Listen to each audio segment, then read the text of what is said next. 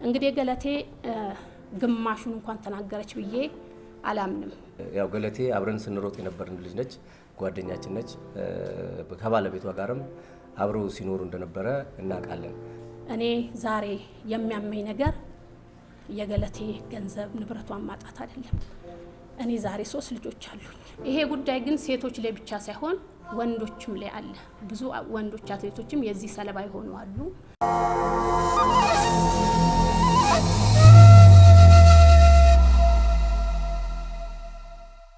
በውድበርና ጉመር ኮንስትራክሽን የሚታወቀው በ5 ዓመት ጊዜ ውስጥ 5 ሳይቶችን በፍጥነትና ጥራት ገንብቶ ያስረከበው ጃምቦሮ ሪል ስቴት 6ኛ ሳይቱን ለመኖሪያ የሆነ ለኢንቨስትመንት ተመራጭ በሆነው ሳር ቤት ቫቲካን ኤምባሲ ጎን ትልቅ ግራንድ ሞል አፓርትመንትን እየገነባ ይገኛል። እርሶም በ10% ቅድመ ክፍያ ብቻ በኢትዮጵያ ብር ያለምንም የዋጋ ጭማሪ ከ13 ካሬ ጀምሮ ያሉ የንግድ ሱቆችን እንዲሁም ከባለ 1 እስከ ባለ 3 መኝታ የሆኑ የመኖሪያ ቤቶችን በማስታወቂያ ዋጋ ባለቤት ይሁኑ ይላል። እስከ ግንቦት 25 ለሚገዙ ደንበኞች ልዩ ቅናሽ ተዘጋጅቷል። ቀጠሮ ለመያዝና ለሳይት ጉብኝት በ0997 01 0099 ላይ ይደውሉ። ጃምቦሮ ሪል ስቴት በጊዜ ግቡ።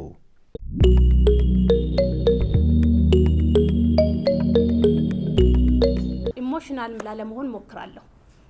እንግዲህ ዛሬ የተገናኘንበት ጉዳይ ገለቴ ቡርቃ በደረሰባት ጉዳይ ላይ ነው የተገናኘ ነው። እንግዲህ ገለቴን ቡርቃ እንደ አትሌት ከኔ ዘግይታን ብትመጣ አብረን በተለያዩ በዓለም ሻምፒዮና፣ በኦሎምፒክ፣ በክሮስ ካንትሪ ከኛ ባልተናነሰ አገሯን አህጉሯን ወክላ በትልቅ መድረክ የተወዳደረችና ከኛም ባልተናነሰ በሀገር ውስጥም በዓለም ላይም ሽልማቶችን አግኝታ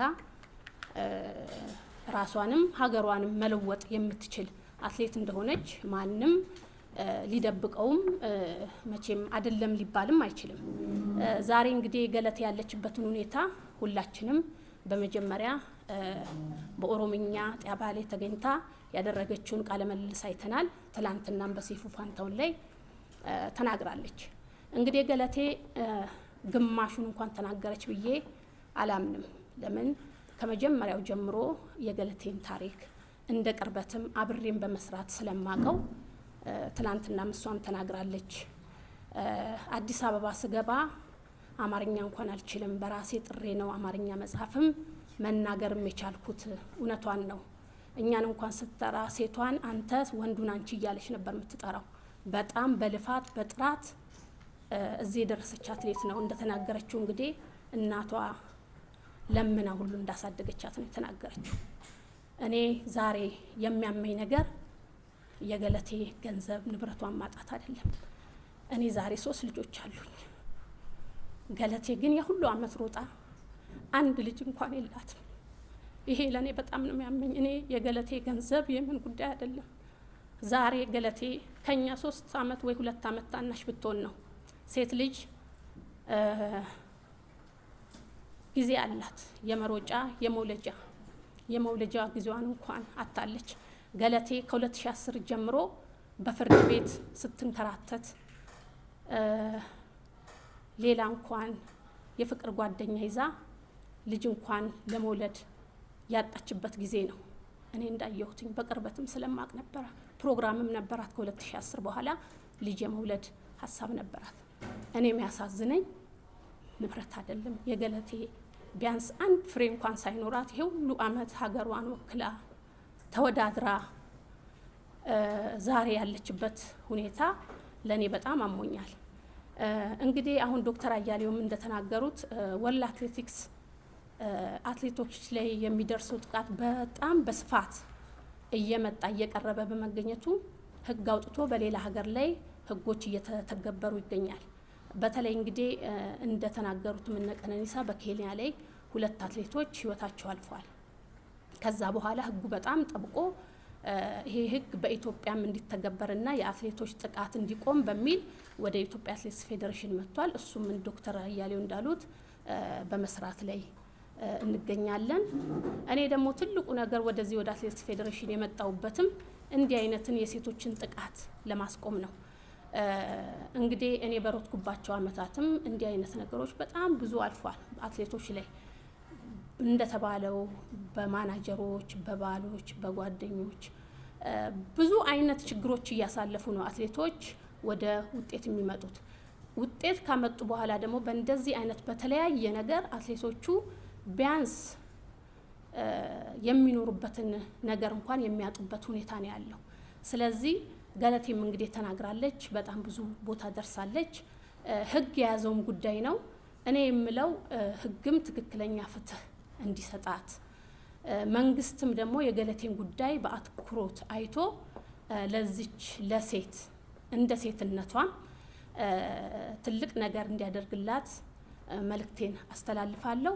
እንደ ፌዴሬሽንም እኔ ሮጬ እንደማለፌም ከገለቴ ጎን እንደሆንም ገለቴ ብቻ ሳይሆን በአሁኑ ሰዓት ብዙ ሴት አትሌቶች በዚህ ጉዳይ ውስጥ ያሉ ያለፉ ባዶ እጃቸውን ቀርተው በአሁኑ ሰዓት ምንም ሳይኖራቸው የሚኖሩ ስላሉ ይሄ ላይፍ ጋርድ መጥቷል። እንግዲህ መንግስትም የሚመለከተው አካልም በተለይ ደግሞ የሴቶች ጉዳይ በዚህ ጉዳይ ላይ ጠንከር ያለ ነገር አድርጎ ለአትሌቶቻችን መፍትሄ እንዲፈጠር በዚሁ አጋጣሚ አስተላልፋለሁ።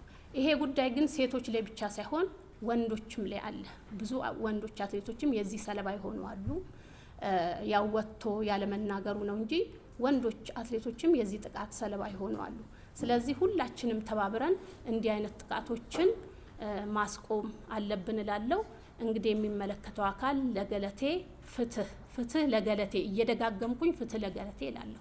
አመሰግናለሁ። ያው ገለቴ አብረን ስንሮጥ የነበርን ልጅ ነች፣ ጓደኛችን ነች። ከባለቤቷ ጋርም አብረው ሲኖሩ እንደነበረ እናውቃለን። በተወሰነ ደረጃ ግን ያው አንዳንድ ችግሮች እንዳሉ እንሰማ ነበረ። እንግዲህ ያው ህግ ይዞታል። በህጉ መሰረት ያው ራሷም ለራሷ የምትሆን ልጅ ነች። ያው ጠበቃ ቀጥራ ማድረግ ያለባትን ነገር ስታደርግ ቆይታለች። እንግዲህ እኛ አትሌቶች ያው በብዛት አብረንም አንቆም ለብቻዋም ስለነበረች በተለያዩ ነገሮች እዚህ ደረጃ ላይ ደርሳለች እና ገለቴ ብዙ ነገሮችን እንዳሳለፈች ከሷም ለመረዳት ይችለናል እና አሁንም ከዛ ችግር ውስጥ እንዳልወጣች እና በተለያዩ መልኩ ድጋፍ እንደሚያስፈልጋት ተረድተናል። አሁን እንግዲህ ያው ከሩጫ ኦልሞስት ወደ መውጣቷ ላይ ነው። ባለፉት 1 ዓመታት ከትሬኒንግም በአግባቡ እየሰራች እንዳልሆነች ነው የነገረችን። ስለዚህ እኛ እንደ ፌዴሬሽንም ከጎኗ እንዳለን እንደ አትሌትም ከጎኗ እንዳለን ለመግለጽ ያው እንወዳለን ማለት ነው። የገለቴ ጉዳይ እንግዲህ ያው ህዝብ በዚህ ደረጃ ሰምቶታል። ፍትህን በተገቢው መልኩ የሞራል ግንባታንም በተገቢው መልኩ ከኛም ከኢትዮጵያ ህዝብም ታገኛለች ብለን እናስባለን። ከዛ ባለፈ ግን በጣም ብዙ ገለቴዎች አሉ። በጣም ብዙ አትሌቶች በዚህ ደረጃ የተጎዱ ከዛም በላይ የተጎዱ ሊኖሩ ይችላሉና እነኛንም የምናክምበትን ከዚህ በኋላ የራሳችንን ተቋም ፈጥረን የምንከላከልበትን በተለይ ከባህልና ስፖርት ጋራ ጥሩ ግንኙነት ነው ያለን። ስለዚህ ጉዳይም አስረድተናቸው ተቀብለውታል። ኬንያ ይህን ሴፍ ጋርድ አቋቁመው በአግባቡ እየሰሩበት ነው። ለምሳሌ ባለፈው የወርልድ ኢንዶር ቻምፒዮንሺፕ ናንጂንግ ላይ በተደረገው ላይ እንደ አንድ ቲም ነው ከሴፍ ጋርዲንግ ተብሎ ቲም ውስጥ ሄዶ ውድድር ላይ አትሌቶች ላይ በደል እንዳይደርስ በሚል እየሰሩበት ያለው ማለት ነው። ስለዚህ የኛም እስከዛ ድረስ መስራት ያስፈልጋል። እንግዲህ ባለቤቶቹ ያው በዝርዝር ይገለጻሉ። ማማን ናቸው እዚህ ውስጥ ተካተው ይህንን የአትሌቶችን ከውድድርም ከውድድር በኋላም በውድድር ላይም የሚደርስባቸውን ችግር ሊታገልላቸው ሊያስተካክልላቸው የሚገባው የሚለውን በሂደት ከመንግስት ጋር ሆነን የምንገልጽላቸው ይሆናል። በአጠቃላይ ግን ያለው ይሄ ነው። እኛ እንደ ፌዴሬሽንም እንደ ግልም ከአትሌት ገለቴ ቡርቃ ጎን ነን። ከሌሎችም ጋራ ደግሞ የተጎዱ ብዙ አትሌቶች እንዳሉ እናውቃለን። ለነሱም ከኛ የሚጠበቀውን ነገር ለማድረግ የምንችለውን ነገር እናደርጋለን። እናንተም ግን እንደ ሚዲያ የኢትዮጵያ ሕዝብም ከጎናችን እንዲቆም በዚሁ አጋጣሚ መልእክታችንን እናስተላልፋለን ማለት ነው። ስለዚህ ብዙ ገለቴዎች አሉ። የገለቴም ጉዳይ አለ። አብረናት ነን ያለ ነው። ከዚህ በኋላ ለሚደርስባት ነገር የምንችለው እንደ ፌዴሬሽን አብረናት እንቆማለን ማለት ነው። ሌሎችም ደግሞ ብዙ አትሌቶች አሉ። እነሱንም በምንችለው ለማገዝ ጥረት እናደርጋለን ማለት ነው። አትሌቶቼ ይለፋሉ፣ ይታገላሉ፣ አሰልጣኞች ይጭራሉ፣ ፊሽካ ይነፋሉ፣ ሰዓት ይይዛሉ። አትሌቶቼ ወርቅ፣ ብር፣ ነሐስ ያመጣሉ። መንግስት ይደሰታል፣ ባንዲራ ይሰቀላል፣ ህዝብ ያለታ ምግብ ሳይበላ በደስታ ያሳልፋል። ከጀርባው ግን ችግር አለ። ከጀርባው እስከ ሞት አለ። ከጀርባው ሜዳ ላይ እስከ መቀመጥ አለ። ከጀርባው እስከ ልመና አለ። የት? ኢትዮጵያ። የት? እዚህ ሀገር። የት? የተደበቀ የሚያለቅስ አይን፣ የሚያነባ አይን በጣም ብዙ ነው ያለው አትሌት ጋር። ሁላችንም ነው ዝም ያልነው። ስለዚህ ሁላችንም ነን ይቅርታ የምንጠይቀው አትሌቶቻችን። ስለዚህ ዛሬ እንደ አጋጣሚ ሆኖ ውዲቷ ልጃችን ገለቴ ከኔ ጋር ብዙ የቆየች ስለሆነች ስለ ገለቴ መናገር ብዙ አልችልም። ጀግና፣ ለማሸነፍ ሁልጊዜ የምትጥር ልዩ፣ የልዩዎች ልዩ፣ ከልዩዎቹ ተርታ የምትቀመጥ ድንቅ ሴት፣ ድንቅ እንስት ተቸግሬ ያለው አለች። እንግዲህ ህግ ይፈታል። የኛም ፌዴሬሽን አጠገቧ ይሆናል። ሴፍ ጋርዲንግ ምንድን ነው? ሴፍ ጋርዲንግ ሁለንተናዊ ጥበቃ ለአትሌቱ፣ ሁለንተናዊ ጥበቃ አትሌቱን ለሚያግዝ፣ ሁለንተናዊ ጥበቃ ለሴቷም አትሌት፣ ለወንዱም አትሌት፣ ለአሰልጣኙም፣ ለማኔጀሩም፣ ለፌዴሬሽኑም፣ ሁሉም። በተቃራኒው ደግሞ ወንጀል የሚሰሩትን የሚከታተል ከፌዴሬሽኑ ጀምሮ ማለት ነው። ሴፍ ጋርዲንግ ነው ዓለም ላይ ሴፍ ጋርዲንግ መቼ መጣ? በ1923 የተጀመረ ነው። በዓለም አቀፍ ኦሎምፒክ ኮሚቴ ብዙ ተሄዶበታል። በህፃናት ኮንቬንሽን ብዙ ተሄዶበታል። በዩኔስኮ ብዙ ተሄዶበታል። በተባበሩት መንግስታት ብዙ ተሄዶበታል። ሲሪስ ኦፍ ስራዎች ተሰርተዋል። አሁን መናገር ስለማይቻል እኛ ጋር ግን ዘገየ። እኛ ጋር ቶሎ አልመጣም። ለምን ቶሎ አልመጣም? ዓለም አቀፍ አትሌቲክስ ፌዴሬሽን ዘገየ። 2017 ላይ ነው የነቃው በነጮች 2017 just 5-6 years ago ነቃ። ለምን? ጥያቄዎች ወደሱ መጡ። የሀገሮቹን ስም አልጠራም። ሞት መጣ፣ ግድያ መጣ፣ ንጥቂያ መጣ፣ ዝርፊያ መጣ። አትሌቶች ከአንዱ ሀገር እየተሸጡ ወደ ሌላ መሄድ፣ ይሄም ራሱ ሴፍ ጋርዲንግ ውስጥ ገባ። መዘረፍ፣ ፋይናንሻል አቢዩዝ በጣም መጣ። ሴክሹዋል ሃራስመንት በጣም በዛ ከመጠን በላይ። አትሌቱ ከህፃናት ጀምሮ እስከ አዋቂው፣ ከህፃናት ጀምሮ እስከ አካል ጉዳተኛው አትሌት ድረስ በጣም ይበዘበዝ ጀመር። አትሌት ለአትሌት፣ አትሌት በዘመዱ፣ አትሌት በአሰልጣኙ፣ አትሌት በማኔጀሩ፣ ማኔጀሩ በማኔጀሩ፣ ማኔጀሩ በፌዴሬሽኑ፣ አትሌቱ በፌዴሬሽኑ የሚሉ በጣም ብዙ ችግሮች መጡ። በዚህ ምክንያት 2017 ላይ ወርልድ አትሌቲክስ ኖ አለ። በቃ ኖ አለ። ፖዚሽን ስቴትመንት አስቀመጠ። አይ ሁላችንም ማጥቃት አለብን፣ ሁላችንም መከላከል አለብን። እስከምን? ከምልመላ እስከ ውድድር ድረስ፣ ከምልመላ እስከ ኦሎምፒክ ድረስ። እነማን ሆነን እናጥቃ? ገቨርንሜንት ዋናው ወሳኝ ነው። የስፖርት ሚኒስትር ዋናው ወሳኝ ነው። ህፃናትና ሴቶች ዋናው ወሳኝ ነው። ኦሎምፒክ ኮሚቴ ሞግዚት ነው የፌዴሬሽኖች ሁሉ፣ ዝም ማለት አይችልም። ዋናው ወሳኝ ነው። ናሽናል ፌዴሬሽኖች፣ እኛ ሀገር አትሌቲክስ ይመራል። አትሌቲክስን ይዞ ሌሎቹንም፣ ምክንያቱም ሃራስመንት አቢዩዝ ወንድንም ሴትንም በማንኛውም እድሜ ያለን ስለሚያጠቃ፣ ስለዚህ ወርልድ አትሌቲክስ ኖት ላክ ተዘጋጁ። በ2023 ጀምሮ በ2023 በነጮች አቆጣጠር ጀምሮ ፖሊሲያችሁን ዴቨሎፕ አድርጋችሁ ዲሲፕሊነሪ ሜጀር ሰርታችሁ ሪስክ አሴስሜንት ሰርታችሁ ተከላከሉ፣ ሪፖርት አድርጉ። አትሌቶቻችሁ እየተጎዱ ነው፣ አትሌቶቻችሁ እየሞቱ ነው አሉ። በዚህ መሰረት ሁሉንም መስመር አስቀምጠዋል። ይሄ ሰሞኑን በምናደርገው መግለጫዎች፣ ትምህርታዊ መግለጫዎች ዲቴይል እንሄድበታለን። መነሻቸው ምንድን ነው? ዘ ራይት ቱ ትሬኒንግ፣ ዘ ራይት ቱ ኤክሰርሳይዝ፣ ዘ ራይት ቱ ኮምፒዩት፣ ኢኩዊቲ ይላል። እኩልነት ነው። መብት አለው የሰው ልጅ በኢትዮጵያ ውስጥ መብት አለው አትሌቱ። አትሌት ሆልሰም ነው፣ ሁሉንም ስፖርት ያጠቃልላል። ስለዚህ መብት አለው የመሰልጠን፣ የመወዳደር፣ ገንዘብ የማግኘት፣ ሀብት የማግኘት ህጋዊ በሆነ መስመር ማለት ነው። የመኖር ያለ መደፈር የመጠበቅ መንግስት አትሌቱን ሊጠብቀው ይገባል። ፌዴሬሽኑ አትሌቱን ሊጠብቀው ይገባል። ማወዳደርና መሸለም ብቻ አይደለም።